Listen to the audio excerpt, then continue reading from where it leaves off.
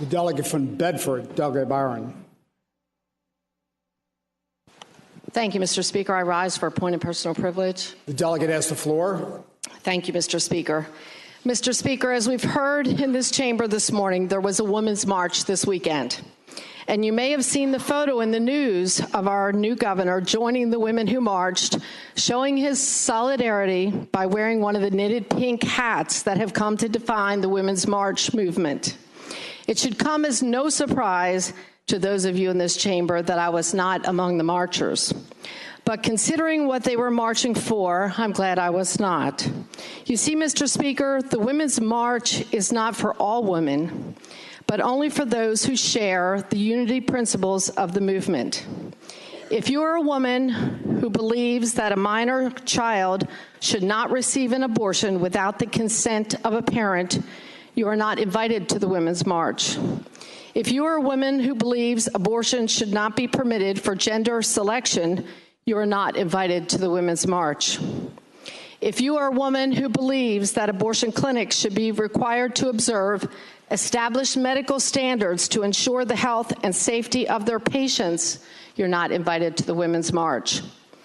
If you are a woman who believes that the little sister of the poor should not be forced to pay for birth control, you are not invited to the Women's March.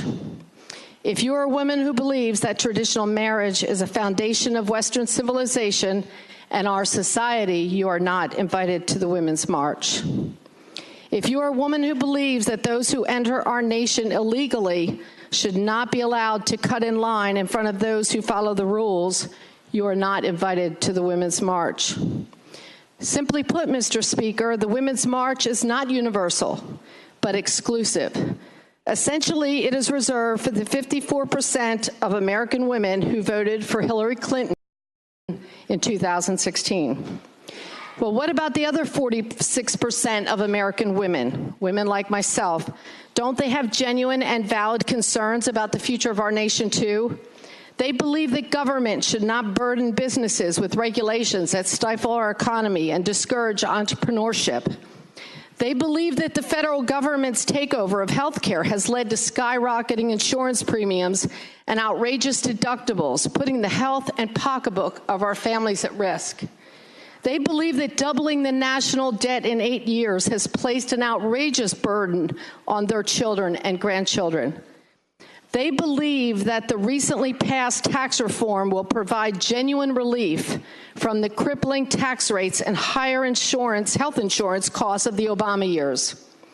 They believe that our Constitution, including the Second Amendment, should be respected. And I can assure you, Mr. Speaker, they'd never disrespect our flag, our nation, or the memory of the men and women who gave their lives for our freedom by protesting our national anthem. Those are the women who weren't marching this weekend. They were not invited.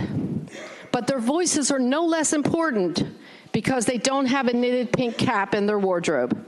Those women matter just as much as those who marched. Their views deserve no less respect simply because they hold and adhere to a different set of principles.